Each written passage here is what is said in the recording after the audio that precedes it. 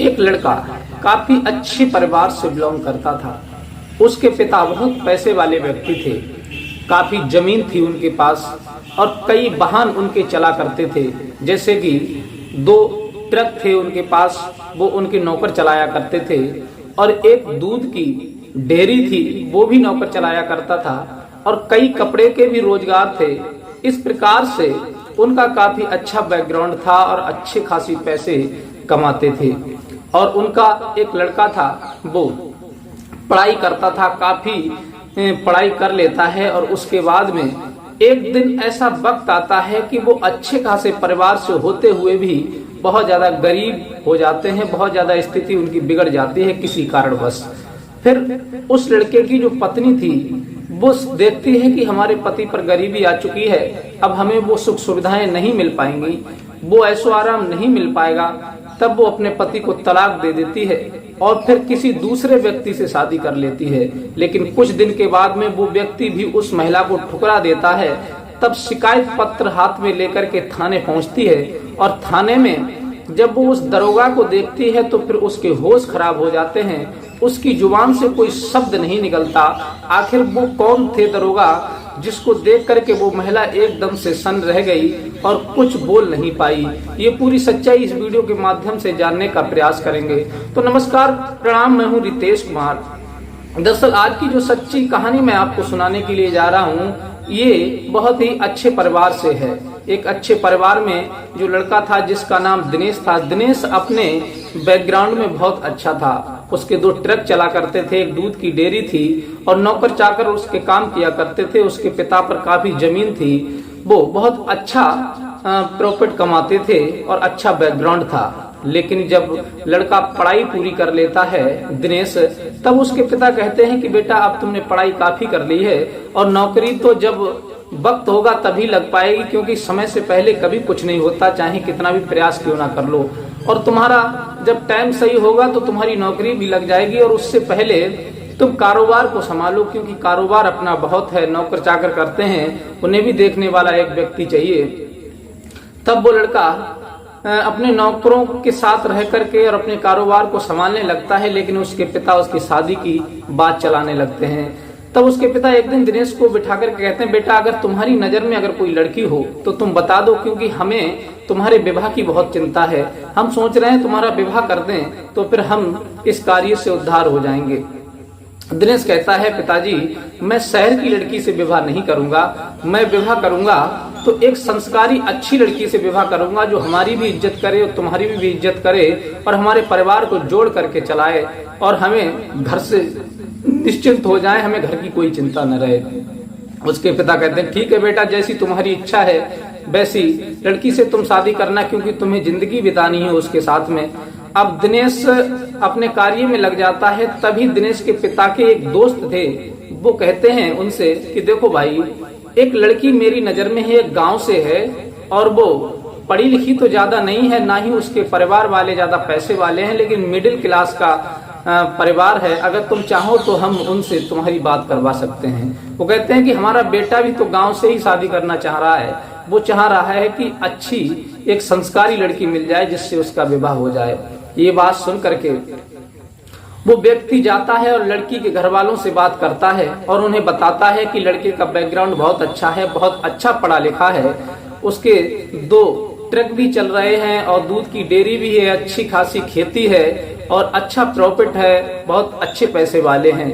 अब उधर जब लड़की के माँ बाप देखते हैं कि इतने पैसे वाले हैं और हम तो इतने पैसे वाले हैं नहीं, क्या भाई साहब वो हमारी लड़की के लिए कर लेंगे, क्या ये रिश्ता हो जाएगा? तब वो व्यक्ति कहता है कि बिल्कुल हो जाएगा, क्योंकि वो खुद कह रहे हैं अपनी मुंह से कि हमें गांव की लड़की चाहिए, ज्यादा दहेज नहीं चाहिए, ना ज्यादा पैसे वाले चाहिए, ना ज्यादा पढ़ी लिखी लड़की चाहिए, हमें तो लड़की संस्कारी और गांव की चाहिए, जो उनकी इज्जत कर सके, उनके बेटे की इज्जत कर सके और घर को पकड़ करके जोड़ करके चला सके। वो बहुत खुश हो जाते हैं और फिर उन दोनों का रिश्ता हो जाता है। और फिर दिनेश की जब शादी होती है तो दिनेश की पत्नी जो रेशमा थी वो दुल्हन बन करके घर में आ जाती है और फिर वो अच्छी तरह से रहने लगती है।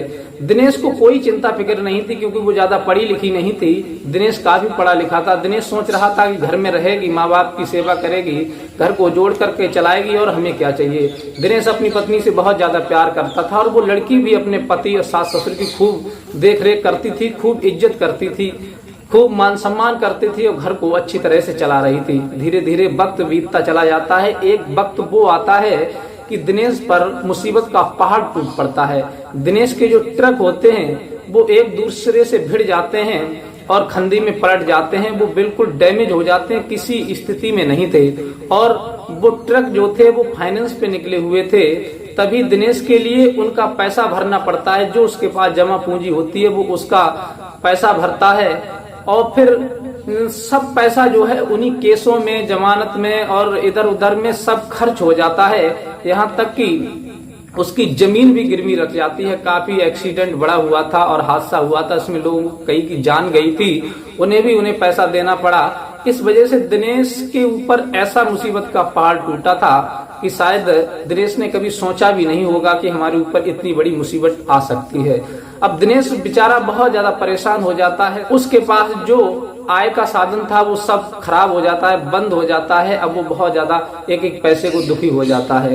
अब इधर उसकी पत्नी देखती है कि अब तो इसके पास कुछ नहीं रहा। अभी तक तो मेरे लिए सारे साधन मिल रहे थे, मैं अच्छी साड़ियां पहन रही थी, अच्छे शौक पूरे कर रही थी, गाड़ी से घूम रही थी, लेकिन अब इनके पास कुछ बचा ही नहीं। कहते हैं ना कि इंसान अपनी औकात को भूल जाता है। कहाँ वो गरीब परिवार की लड़की पैसे वाले के घर में आ गई तो वो अपनी शौक मौज खूब अच्छे से करने लगी थी। और दिनेश प्यार करता था, इस वजह से अपनी पत्नी की पूरी शौक मौज करा रहा था। कभी किसी बात की उसने कमी नहीं होने दी। तब वो अपनी औकात को भूल गई कि मैं आखिर किस परिवार से हूँ और कहाँ मेरी शादी हुई। अब तो उसकी आदत बन गई, लत बन गई कि मुझे अच्छी गाड़ियों में घूमना, अच्छे कपड़े पहनना, अच्छा खाना खाना, रेस्टोरेंट में जाना, अच्छी शौक करना, वो उसकी आदत बन गई। अब दिनेश पर इधर गरीबी आ गई। अब वो बेचारा उसकी शौक कहाँ से पूरी करवाता।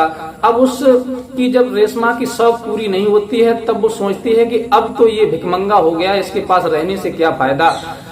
मेरी किस्मत इतनी अच्छी थी कि मैं इसके पास आई, लेकिन अब इसके पास कुछ नहीं बचा, तो फिर मैं इसके पास रह करके क्या करूंगी। अब मैं कहीं दूसरी जगह अपना ठिकाना ढूंढूंगी। अब वो रेशमा अपने पति को छोड़ करके मायके चली जाती है, और कुछ दिन के बाद में 2 साल के बाद उनका तलाक हो जाता है। और फिर वो दूसरी जगह एक लड़के से प्यार करने लगती है जिसका नाम दयाल सिंह था। दयाल सिंह 81 टॉप का लड़का था। वो रेशमा से ज्यादा प्रेम नहीं करता था, वो केवल टाइम पास कर रहा था। लेकिन कहते हैं कि इंसान जब बात में फंस जाता है तो उसे वो बात माननी पड़ती है जिसे उसकी इच्छा नहीं होती है। जिस काम की वो काम भी उसे करना पड़ जाता है। अब दयाल सिंह मजबूर हो जाता है, लेकिन रेशमा से शादी कर लेता है। और जब रेशमा की तलाक हुई थी तो उसे 2 लाख रुपए तलाक में उसने दिए थे दिनेश ने। 2 लाख रुपए रेशमा के घर वालों ने रख लिए और रेशमा के लिए उस दयाल सिंह के साथ में भेज दिया, उसकी विदा कर दी, क्योंकि उसका राजीनामा था। अब इधर रेशमा की जो तलाक हुई थी दिनेश से तो 2 लाख रुपए मिले थे, वो तो रेशमा के घर वालों ने रख लिए। और रेशमा दयाल सिंह से प्यार करती थी तो उसके रेशमा के घर वालों ने ऐसे ही उसकी विदा कर दी। कहा कि ये तो राजी बाजी का काम है और इसमें क्या दहेज देना है, ये एक दूसरे से राजी हैं, आराम से अपना जीवन बिताएंगे, रहेंगे। और फिर पहले ही शादी में हमने बहुत खर्चा कर दिया, अब क्या जरूरत है।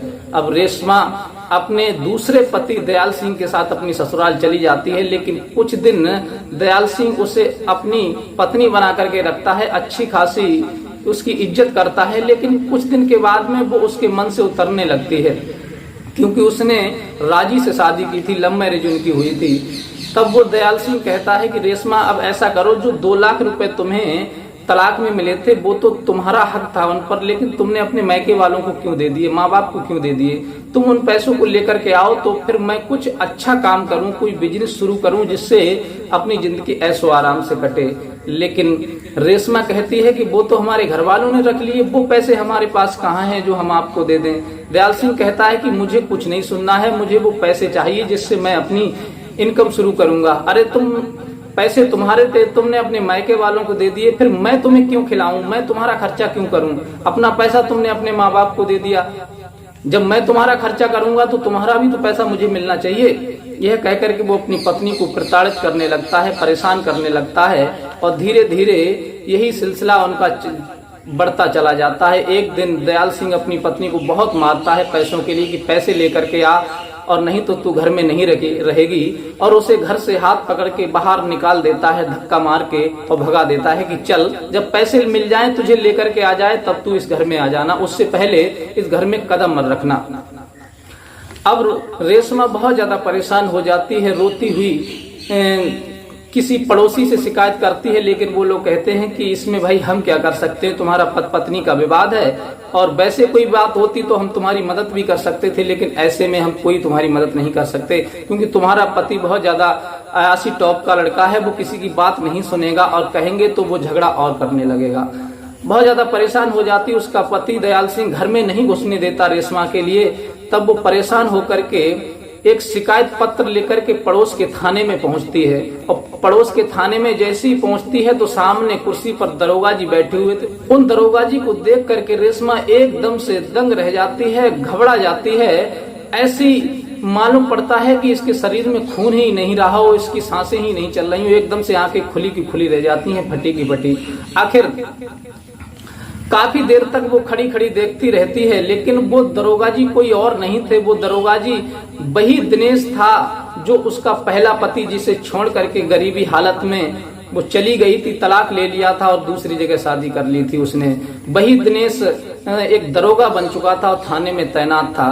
तब दिनेश जो वो दरोगा जी बने हुए थे वो अपनी तलाकशुदा पत्नी को देखते हैं तो वो भी हैरत में पड़ जाते हैं कि आखिर ये महिला थाने में क्यों आई है, आखिर क्या समस्या है इसकी।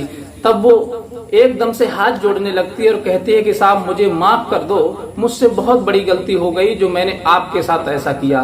तब दिनेश कहते हैं कि देखो यहाँ पर कोई फालतू की बात करने का टाइम नहीं है हमारे लिए, हम यहाँ लोगों की समस्या सुनने के लिए बैठे हैं, तुम्हारी जो समस्या है वो समस्या बताओ, हम तुम्हारी मदद करेंगे। तब वो कहती है कि हमारे पति जो हमने तुम्हें छोड़ करके दूसरा विवाह किया था, दूसरे पति के साथ हम रह रही थी, उसने पैसों के लिए हमें घर से निकाल दिया और मार मार करके, अब वो कह रहे हैं कि पैसे लेकर के आओ तभी घर में घुसना, अन्यथा हम तुम्हें घर में नहीं घुसने देंगे। ये बात सुनकर के दिनेश कहते हैं दरोगा जी कि अब इसमें मैं क्या कर सकता हूँ, तुमने तो पैसा वाला समझ करके उसके साथ विवाह किया था और हमको गरीब समझ करके हमें छोड़ करके चली गई थी, लेकिन कहते हैं कि हर इंसान का वक्त एक सा नहीं रहता, कभी खुशी है तो कभी गम है, जिंदगी के ये सुख दुख तो पहलू लगे रहते हैं। कोई इंसान किसी परिस्थिति में है इसका मतलब ये नहीं कि हर दिन उस पर वही परिस्थिति बनी रहे, और तुमने मुझे गरीब समझ करके छोड़ दिया था और मैं तो सोच ही रहा था कि एक दिन तुम जरूर पछताओगी, तुम मुझे छोड़ करके जा रही हो, लेकिन तुमने मेरी एक बात नहीं मानी थी। अब तुम्हारे पति पत्नी का झगड़ा है, हम प्रयास करेंगे सुलझ जाए तो अच्छा है। अब दिनेश उसके जो दूसरे पति दयाल सिंह को थाने बुलवाते हैं, लेकिन वो साफ इनकार कर देता है कि मैं इसे अपने घर में नहीं रखूंगा चाहे कुछ भी हो जाए। तब दिनेश कहता है कि अब बताओ हम क्या करें, तुम्हारे पति ने तो साफ मना कर दिया कि हम घर में नहीं रखेंगे। तब वो रोने लगती है, हाथ जोड़ने लगती है कि साहब अब आप हमें क्षमा कर दो। वो कहता है कि क्षमा करने के लिए तुमने हमारा बिगाड़ा क्या है, तुमसे शादी हुई थी, अब तुमसे तलाक हो गया, अब तुम अपने इच्छा की मालिक हो, मैं अपनी इच्छा का मालिक हूँ, लेकिन हमारे तुम्हारे बीच में कोई रिश्ता नहीं है, जो सभी की मैं सुनता हूँ तो तुम्हारी भी सुनूंगा। अब वो बहुत ज्यादा परेशान हो जाती है, रोने लगती है। तब वहाँ स्टाफ के लोग सभी एकत्र हो जाते हैं और वो कहते हैं कि साहब ये कौन महिला है जो आपसे माफी मांग रही है, आखिर बात क्या है। तब वो बताते हैं कि ये हमारी तलाकशुदा पत्नी है जो पहले कुछ दिन पहले हमारे ऊपर बहुत स्थिति खराब हो गई थी हमारी, तब ये हमारी गरीबी को देख करके छोड़ करके चली गई थी और आज इसने दूसरे विवाह कर लिया। उस पति ने भी इसके लिए धक्के मार करके घर से निकाल दिया। कुछ दिन तक तो उसने मौज मस्ती ली इससे, अब उसने भी इसे ठुकरा दिया। अब ये हमारे पास मदद के लिए आई, हम क्या कर सकते हैं।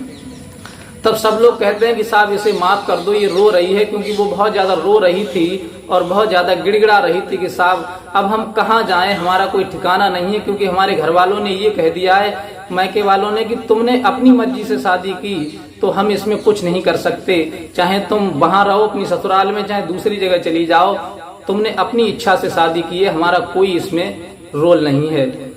तब सब लोग उसे समझाते हैं दिनेश को, तो दिनेश कहता है ठीक है, अगर तुम ज्यादा परेशान हो तो तुम हमारे घर चल सकती हो, लेकिन एक शर्त पर, पहले मैं अपने माँ बाप से पूछूंगा, उसके बाद तुम अगर सही स्थिति में रहोगी, घर को जोड़ करके पकड़ करके चलोगी और इधर उधर मन नहीं चलाओगी, तब वो और ज्यादा शर्मिंदा हो जाती है और अपने कानों को पकड़ती है, कहती है कि मैं तुम्हारे सामने कसम खाती हूँ कि जीवन में जैसी भी स्थिति होगी मैं उस स्थिति में तुम्हारे साथ कदम से कदम मिला करके चलूंगी, लेकिन तुम्हारी मर्जी के खिलाफ कभी नहीं जाऊंगी, चाहे कुछ भी हो जाए, चाहे मेरी जान क्यों ना चली जाए।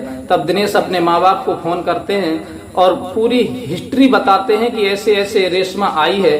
तो वो कहते हैं ठीक है बेटा, तुमने भी अभी तक शादी नहीं की है और तुम्हारी अगर इच्छा है और वो ज्यादा परेशान है तो तुम उसे घर ला सकते हो। तब दिनेश अपनी उस तलाकशुदा पत्नी को घर लेकर के जाते हैं और अपने माँ बाप के पास कर देते हैं। फिर वो अच्छी तरह से अपने परिवार को चलाने लगती है, अच्छी तरह से अपने सास ससुर की सेवा करने लगती है और दिनेश अपनी ड्यूटी करने लगते हैं। इस तरह से वो अपनी जिंदगी की शुरुआत कर देते हैं। तो साथियों, ये कहानी आपको कैसी लगी, अपनी राय हमें कमेंट में दे सकते हैं। ये कहानी से आपको क्या सीखने के लिए मिला, विशेषकर हम माताओं बहनों को ये कहना चाहेंगे, जो माताएं बहनें पति के बुरे समय पर उन्हें ठुकरा देती हैं, उन्हें ताने देना शुरू कर देती हैं, उन्हें अपनी नजरों से गिरा देती हैं और वो गलत कदम उठा लेती हैं, कहीं दूसरी जगह चली जाती हैं या फिर पति को गाली गलौज देना शुरू कर देती हैं या फिर उन्हें छोड़ करके चली जाती हैं, उनके साथ ऐसा ही होता है। चाहे तुम्हारा पति दुखी हो, सुखी हो, गरीब हो, अमीर हो, लेकिन अपने पति से कदम मिला करके चलना चाहिए, क्योंकि जीवन में जितना सहयोगी पति होता है उतना जीवन में कोई नहीं हो सकता, क्योंकि जिंदगी में हर सुख दुख में साथ देने वाला केवल पति होता है। समाज तो केवल टाइम पास करने के लिए है, आपका शोषण करने के लिए, आपसे मौज मस्ती लेने के लिए है, लेकिन जिंदगी भर साथ पति ही देता है। इसलिए पति पर अगर बुरा समय है तो उसे डट करके मुकाबला करो, उसका सहयोग करो, उसका हौसला बनाओ, उसका मान सम्मान करो, उसके विचारों को अच्छी तरह से समझो और अच्छी रास्ता पर उन्हें डालो बुरे वक्त में। यही पत्नी का धर्म होता है। तो साथियों, ये कहानी से आपको क्या सीख मिली, अपनी राय हमें कमेंट में दे सकते हैं और अपने यार दोस्तों को भी शेयर करें, जिससे इसकी कुछ जानकारी उन्हें भी मिल सके। और मिलते हैं इसी प्रकार की कोई नेक्स्ट वीडियो के साथ, तब तक के लिए इजाजत दीजिए अपने भाई के लिए।